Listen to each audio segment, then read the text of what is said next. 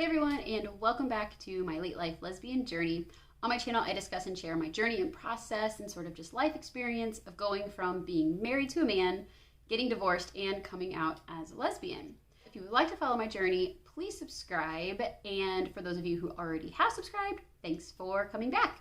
So in this video, I wanted to follow up on another video I made recently about sort of making it on your own after getting divorced, because I've kind of heard and talked to some people that they're worried about sort of being on their own or making it on their own after getting divorced and going from maybe like a two income household to just a single income, or even women who their husband or partner has been sort of the main provider and they've stayed at home and they're not really sure how they're going to make it on their own, going from having sort of a provider to doing it on their own. So I just thought I would share some of the things that I'm doing and sort of how it's worked out for me, just to maybe help people come up with some ideas or just offer some support or encouragement to let people know that it's possible and you can make it and you can be totally fine.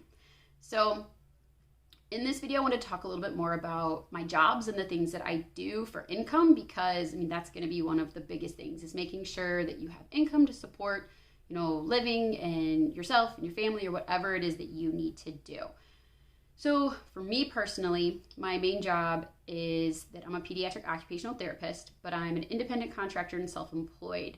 And it was a little scary to go from just sort of doing that kind of, just as a support income to a complete sort of main source of income to support myself. But it worked. I just had to put myself out there a little bit more. I had to say yes. I had to be willing to take on more clients, and it's been perfectly fine. So for those of you who are maybe in sort of a self-employed independent position where it's just a supplemental income, it might just be a situation where you just have to say yes more. You just have to put yourself out there a little more, be willing to work a little bit more. Thankfully for me, I still have a pretty relaxed schedule, but I definitely work more than I had before. But again, it's working, and I'm not having any issues supporting myself. So it's one thing to kind of think about.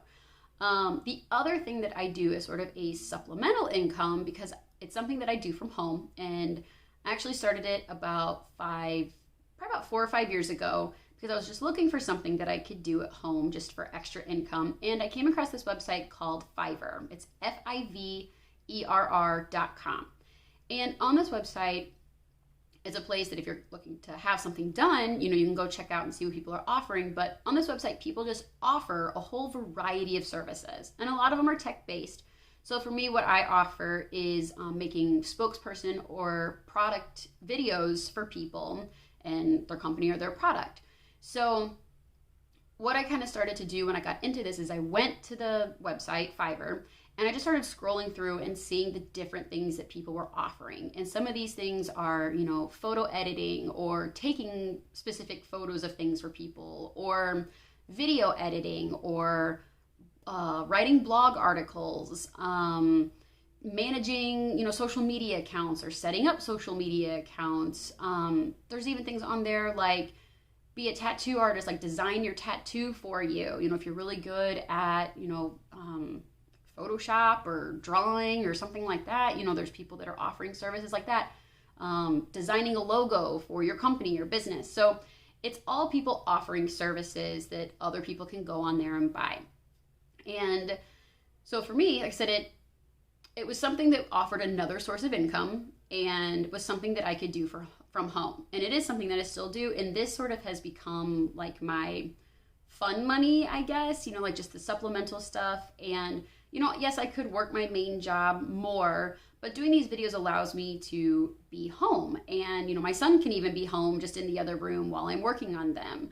Or I can do them in the evening after he's gone to bed. Or, my main job is working with kids, so a lot of kids go to bed at a certain time and I can't work as late as I may want to or anything. So this could be a good option, a good website to check out if you're good at something like that, or just to scroll through and see if there's something that you could do as a second source of income, or even a primary source of income. It may take time. Like I said, I've been doing this for probably 5 years, and it definitely started out slower, and I definitely charged less in the beginning than I do now.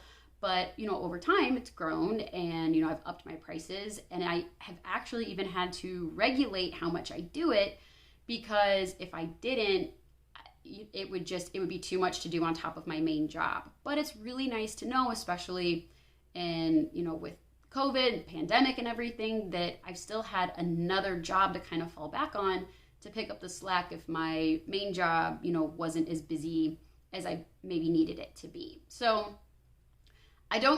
this video isn't sponsored or anything. I don't really get anything from making this or talking about it. It's just something that I have personally found that has worked for me as a, supplemental or second source of income. So yeah, I just wanted to share that with you, as an idea, something to think about.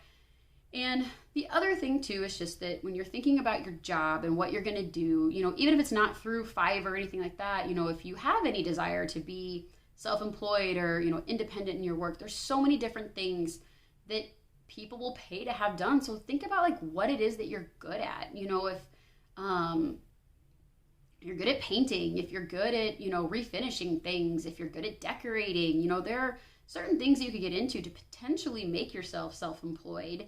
It might take time, and with that, something else to think about and keep in mind is not everything lasts forever. So maybe you do have to take a job or something where it isn't the best paying job, or maybe it isn't your dream job or something that you're really thrilled about doing, but it's something that you need to get started. It's okay. Like, don't let that get you down or anything, because, it's just a way to get by. And again, it doesn't have to last forever. Just because you take that job now doesn't mean you're going to be stuck with it 20 years down the road or anything like that. You can always change. You can always look into other options. And I just wanted to share sort of this one thing that I'm doing too, because maybe it's an option that would potentially work out for you. So I hope that this is helpful. I hope that maybe kind of spark something for people who may be thinking through what are they going to do or how are they going to make it. I hope it offers some support or some guidance.